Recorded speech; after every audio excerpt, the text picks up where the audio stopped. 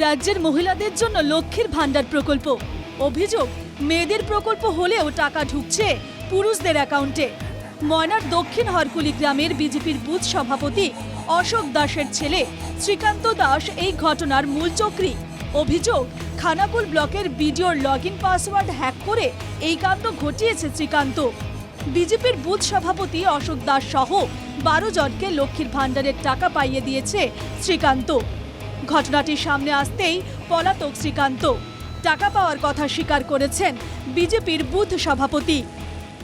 কলকাতা কাজ করতো কোম্পানিতে, ওখানকে তার পাঠাতে গেছে মোটামুটি, সেটা আমি ওই বলি আমরা ওসব আমি বুঝতে পারিনি। সে বড় ডাটা এন্ট্রির কাজ করে। এখন আপনার ছেলে কোথায় আছে তাহলে? তাও বলতে পারবো না, সে তো চলে গেছে। আপনি লক্ষ্মীর ভান্ডার পেয়েছেন? হ্যাঁ পেয়েছি, সে নাকচ হয়ে। দুর্নীতির ঘটনা সামনে আসতেই বিজেপিকে কড়া ভাষায় আক্রমণ করেছে তৃণমূল। বিজেপির সব নেতা যেখানে যা আছে তারা তো সব করে খাচ্ছে, আর নাম দিচ্ছে তৃণমূল কংগ্রেসে। আমরা 35 বছর রাজত্ব করলাম, 35 বছর একটা প্রমাণ দেখাতে পারবে বিজেপির কোনো নেতা কোনো কর্মী, তবে আমরা পথ ছেড়ে সরে চলে যাবে। এই দলের কোনো লাজ লজ্জা নেই। এরা তৃণমূলকে চোর বলে, এরা নিজেরা ডাকাত আর অন্যকে বলে চোর। দলের এক নেতার ছেলের বিরুদ্ধে ওঠা অভিযোগের পেছনে চক্রান্তের গন্ধ পাচ্ছে বিজেপি। পাশাপাশি রহস্য উন্মোচনে সিবিআই তদন্তের দাবি তুলেছে বিজেপি।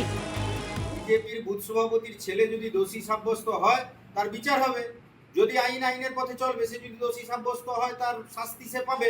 আমরা কোনোভাবেই ওর পাশে দাঁড়াবো না। সে যদি দোষী হয়, এটা সত্যি সত্যি তদন্ত হওয়ার দরকার আছে, এবং এই তদন্ত আমার মনে হয় সিবিআই কে দিয়ে করানো উচিত। ময়নার এই ঘটনায় যথারীতি রাজ্য সরকারের বিরুদ্ধে দুর্নীতির অভিযোগ করেছেন কংগ্রেস নেতা অধীর চৌধুরী। সারা বাংলা জুড়ে জালিয়াতি হয়েছে, এখানে আর কিছু হয়নি। আজ আপনি গ্রামে যান, মানুষ তো বলছে আমার কাছে, প্রতিদিন বলছে আমার কাছে বিধবা ভাতা নেই, বার্ধক্য ভাতা নেই, টাকা নেই, পয়সা নেই, ঘর নেই, জল নেই। এখনই গেছিল, এখনই বলছে মানুষ। জালিয়াতির এই ঘটনায় পূর্ব মেদিনীপুরের ময়না থেকে বিজেপির বুথ সভাপতি সহ 3 জনকে গ্রেপ্তার করেছে খানাকুল থানার পুলিশ। শুধু লক্ষ্মীর ভান্ডার নয়, অভিযুক্ত যুবক একই কায়দায় বিধবা ভাতা, বার্ধক্য ভাতার মতো বিভিন্ন সরকারি প্রকল্পের সুবিধা পাইয়ে দিয়েছে বলে অভিযোগ। পূর্ব মেদিনীপুর থেকে কাজল মাইতি ও হুগলি থেকে তুহিন পাত্রের রিপোর্ট, NKTV বাংলা।